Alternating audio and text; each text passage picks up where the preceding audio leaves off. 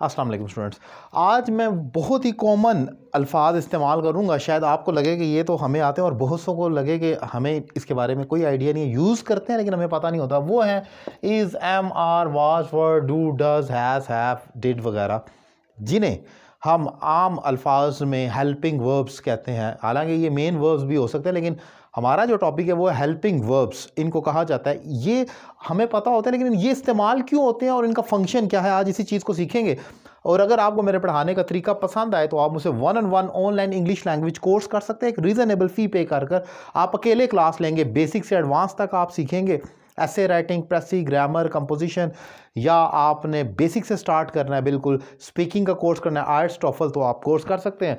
अब स्टार्ट करते हैं कि इज़, एम, आर, वाज ये हैं क्या, इनकी इसकी डेफिनेशन क्या है। मैं कोशिश करता हूँ आसान लफ्ज़ों में, अपने अल्फाज में। मैंने मेरी जो इंग्लिश की बुक है उसमें मैंने इसी तरीके से इसको डिफ़ाइन किया हुआ है, जो उसके आई थिंक सेकंड या थर्ड पेज पर जब हम टेंसेस स्टार्ट करते हैं तो फर्स्ट टेंस में मैंने हेल्पिंग वर्ब की डेफिनेशन बताई है कि ये कहाँ पर इस्तेमाल होना है, क्योंकि आगे हेल्पिंग वर्ब्स रिपीट होते हैं।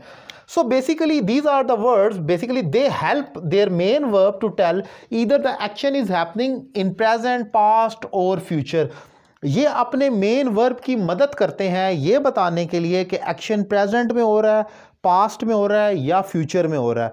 ये अपने मेन वर्ब की मदद करेंगे उसका ज़माना चेंज करने में। कैसे, आप ज़रा एग्जांपल से समझें। आप ही इज़ स्लीपिंग, यहाँ पर इज़ एक हेल्पिंग वर्ब है। पहले तो आप ये याद कर लेना रटा मारकर हेल्पिंग वर्ब्स क्या अल्फाज हैं।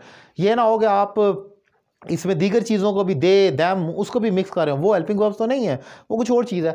कुछ लोग इसमें वर्ब को भी ऐड कर लेते हैं। तो आप अगर बेसिक के हैं तो कम से कम ये पहले तो ये रटा मार कर याद कर लेंगे ये हेल्पिंग वर्ब्स हैं, ताकि आपको पहचान हो कि जब फिक्रे में आए तो आप पहचान कर सके, डिटेक्ट करेंगे ये हेल्पिंग वर्ब है। अब इसमें इज़ है, ये हेल्पिंग वर्ब है। जैसे यहाँ पर आपने लिखा है इज़, ही इज़ स्लीपिंग, ये मेन वर्ब है और इज़ हेल्पिंग वर्ब है। ये अपने मेन वर्ब की मदद करता है ज़माना बताने के लिए। ही इज़ स्लीपिंग, वो सो रहा है। अगर इज स्लीपिंग के साथ आएगा तो प्रेजेंट में कन्वर्ट करेगा, वो सो रहा है। इसी इज को मैं मिटा कर दूं ही वॉज स्लीपिंग, यही वॉज स्लीपिंग की मदद करेगा ज़माने को बदलने में, तो ये बन जाएगा कि वो सो रहा था। आप देख रहे हैं ये मेन वर्ब है ना, ये तो वर्ब है। ये हेल्पिंग वर्ब अपने वर्ब की मदद करते हैं, इसीलिए तो इसको हेल्पिंग वर्ब कहा जाता है ज़माने को बदलने में।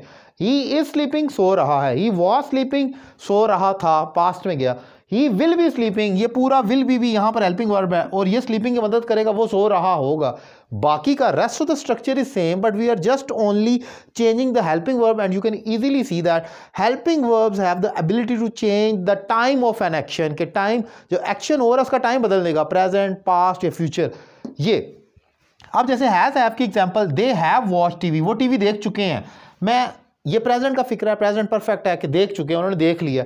इसी हैव को मिटाकर मैं हैड का हेल्पिंग वर्ब डाल दूं, वो टीवी देख चुके थे, माजी में चला गया।